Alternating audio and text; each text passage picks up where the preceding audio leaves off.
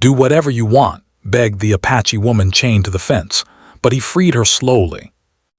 A lone man walked carefully across the sandy terrain, his boots leaving deep impressions behind him. He carried a small satchel with a few supplies, but his eyes were alert, scanning the horizon. He was used to traveling alone, and he had learned to trust his instincts more than anyone else. That was when he saw something unusual, a figure small and hunched, chained to a wooden fence near an abandoned settlement. He approached slowly, his hands relaxed but ready. As he drew closer, the figure became clearer. It was a young Apache woman, her clothes worn and dusty, her hair tangled from days in the sun. Her face was streaked with dirt, but there was a spark in her eyes that spoke of strength, not weakness. She saw him coming and raised her head. There was a mixture of fear and desperation in her gaze, but also a hint of trust, or maybe hope. "Do whatever you want," she said, her voice trembling but steady. Just free me." But he understood immediately. She was desperate, willing to risk everything for freedom. He crouched down slightly to examine the chains. They were old and rusted but tightly fastened. Whoever had chained her had not taken the time to make it comfortable. They wanted control, not care. "Who did this to you?" he asked quietly. They didn't care who I was," she said, her voice low. "I was taken from my home, from my people. They didn't care about anything except having control. Please, just help me." Patience was the only option. He took a few steps back, kneeling on the sand to examine the lock. The metal was heavy, but with some effort he could work it open. He spoke to her as he began, trying to calm both of them. "I'll get you out. Just stay calm and don't move too quickly." She shifted slightly, testing the strength of the chains. I can't stand it much longer. The pain, it's too much," she admitted, her voice breaking. "But if you need time, then take your time. I'll wait." Nightfall would either help them or make it harder, depending on who else was around. As he worked on the lock, he glanced around. There were no obvious signs of life, no movement, no sound except the wind, but the desert could hide anyone or anything. "Tell me your name," he said, trying to keep the conversation going to keep her calm. "My name is Ayana," she said. "And you, who are you?" He worked silently for a few moments, feeling the sweat prickling on his forehead as he used a small tool from his satchel to loosen the lock. The metal groaned under pressure, but it didn't give easily. He had to apply gentle, steady force. Rushing would risk breaking the lock or alerting anyone nearby. "You're very strong," he said to her. "Even after all this, you're talking, moving, surviving." The light faded and stars began to peek out from the darkening sky. The desert became colder and the wind picked up, rustling through the rocks. Thomas kept working on the chain slowly, carefully. He spoke to Ayana sometimes, asking about her life, her family, anything to keep her mind off the pain and the fear. "I grew up near the river," she said softly, her voice almost a whisper. "My people, we lived simply but happily. We hunted, we fished, we told stories by the fire at night. I loved it there." Her voice faltered. Until they took me. They didn't understand, they didn't care. All they wanted was control. That's why I was chained here." He knew words alone couldn't change her past, but he hoped they could make the present a little easier. Slowly, very slowly, the lock began to give way. The metal twisted, groaned, and finally, with a soft snap, the chain loosened. Ayana's eyes widened. Is it really happening?" she whispered. "Yes," Thomas said. "You're free, but we have to move carefully. There could still be danger." Together they moved quietly, carefully across the sand. He kept glancing behind them, alert for any movement while she followed his lead. They didn't speak much. Sometimes words were unnecessary when survival depended on silence, but there was a growing sense of trust between them. The night deepened, and the desert transformed under the stars. Shadows played tricks, but Thomas's steady presence reassured Ayana.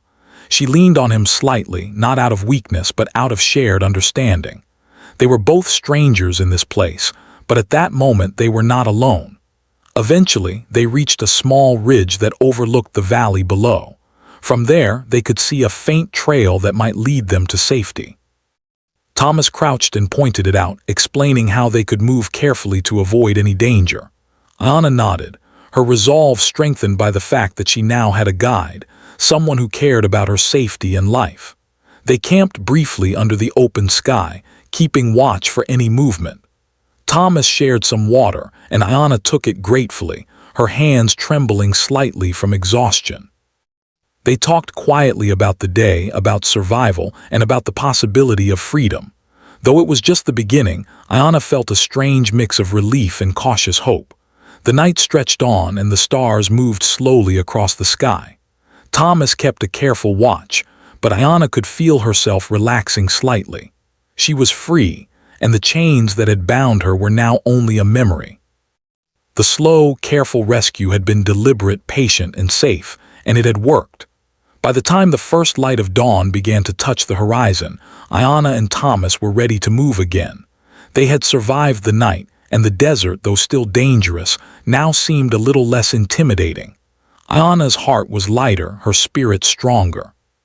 She had been trapped, chained, and alone, but now she had a chance to reclaim her life. And as they moved carefully through the soft morning light, Thomas knew that this was only the beginning of their journey. But he also knew that sometimes, slow, careful actions could make all the difference in the world.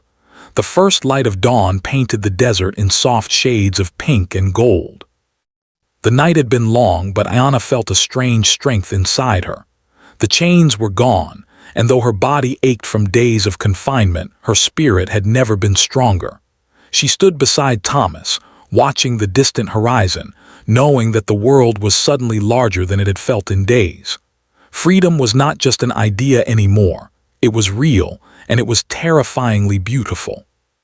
Thomas spoke quietly, almost as if afraid to disturb the fragile peace of the morning. "We need to move carefully," he said. "The desert may seem empty, but danger can hide anywhere. Follow my lead and we'll make it to safety."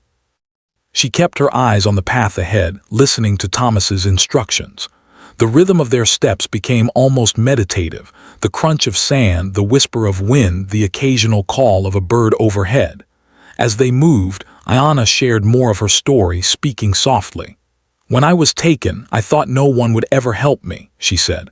"I thought I would stay there forever, chained and forgotten. But now I see that even in the darkest times, someone can care. Someone can act with patience and respect." The desert could be unforgiving, hot during the day, cold at night, and full of hidden dangers. But she also knew that every careful step she took was a step toward reclaiming her life. By mid-morning, the sun had climbed higher, and the desert's heat became more pressing. Thomas led them to a small cluster of rocks that provided shade. They rested briefly, drinking the water Thomas carried and sharing small portions of food. Each bite, each sip, was a reminder of life beyond captivity, a reminder that survival was possible. Ayana looked around at the vast landscape, feeling a strange sense of awe. The desert was harsh, but it was also alive. The rocks, the sand, the distant mountains, they were all part of a world that could either trap a person or set them free. She realized that the same patience Thomas had shown in freeing her was now guiding them through this landscape. Every cautious step, every silent pause was keeping them alive. As they continued, Thomas taught Ayana small survival skills. How to find edible plants, how to read the subtle signs of wildlife, and how to stay aware of possible threats. Ayana listened carefully, absorbing every detail. She realized that her own strength and intelligence, combined with his guidance, gave her a chance to survive and thrive. The day wore on, and the heat became intense. Sweat poured down their faces, but neither stopped moving. They navigated around thorny shrubs and rocky paths, always keeping the terrain and their surroundings in mind. Ayana's legs were tired, but the thought of being truly free pushed her forward. Each step felt lighter than the last because it was a step she had chosen herself, not one forced upon her. During a brief pause near a small desert stream, Ayana spoke again. "I never thought I would see water again," she admitted. "When I was chained, I imagined I would never feel the sun on my face or the wind in my hair, but now everything feels new." and you deserve every bit of it." And now, as she touched the flowing water, those chains felt further away than ever. But they could not linger. Thomas reminded her gently, "We have to keep moving. We can rest, but we must always be cautious." The terrain was harder now, with loose rocks and uneven paths, but they managed. Ayana felt her confidence growing with each step. She was no longer just a person being rescued. She was part of her own survival. As evening approached, they reached a small ridge overlooking a valley. The sight took Ayana's breath away. In the distance, she could see trees and signs of life. It was a reminder that civilization and safety were not impossible. They were within reach. Thomas motioned for silence, pointing toward the valley. "We'll rest here tonight," he said. "We're close to safety, but we must wait for darkness before moving further. Visibility will help us remain unnoticed."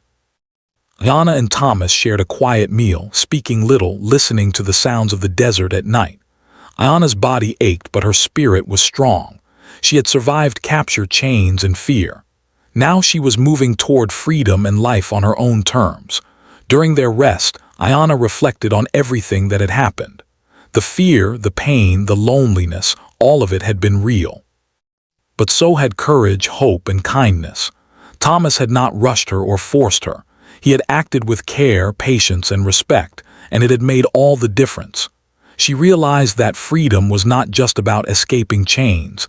It was also about being treated as a human being with dignity and choice. By the next morning, Ayana felt stronger than ever. The ridge had given them a clear view of the valley, and Thomas led the way down carefully, avoiding dangerous paths. Every step forward was deliberate, every movement measured. Ayana followed his guidance, but she also began to trust her own instincts. She noticed subtle changes in the landscape, the direction of the wind, the way the ground felt under her feet, the signs of animals nearby. Each detail helped them move safely. Eventually, they reached the edge of the valley. Signs of people were evident, smoke rising in the distance, tracks in the soft earth, and the sound of voices carried faintly on the wind. Ayana's heart swelled with hope. She was almost free, almost home. Thomas looked at her and nodded. "We've done well," he said. "The hardest part is over, but we must remain cautious until we are safely with people who can help." But it had also taught her something invaluable. Strength was not just about muscles or speed. It was about patience, courage, and the will to keep moving forward, even when the path seemed impossible. Finally, as the sun rose higher, they reached a small settlement where Ayana's people, or friendly neighbors, could offer help and safety. She stepped forward with confidence, no longer the chained woman of the desert, but a survivor. She had faced fear, danger, and uncertainty, and she had come through it with dignity and courage. Thomas watched as she reunited with the people waiting for her. There were smiles, relieved faces, and quiet words of thanks. Ayana turned to him, a look of deep gratitude in her eyes. "Thank you," she said simply. "I will never forget this." As Ayana disappeared into the safety of the settlement, Thomas turned back toward the desert. He knew there were more journeys ahead, more people who might need help. But for now, he felt content. The desert was vast and harsh, but even in the harshest places, patience, courage, and care could create freedom. And so, the story of Ayana's slow but certain escape became more than a tale of survival. It became a story of hope, of human kindness, and of the incredible strength that can emerge when someone is treated with respect, even in the darkest circumstances.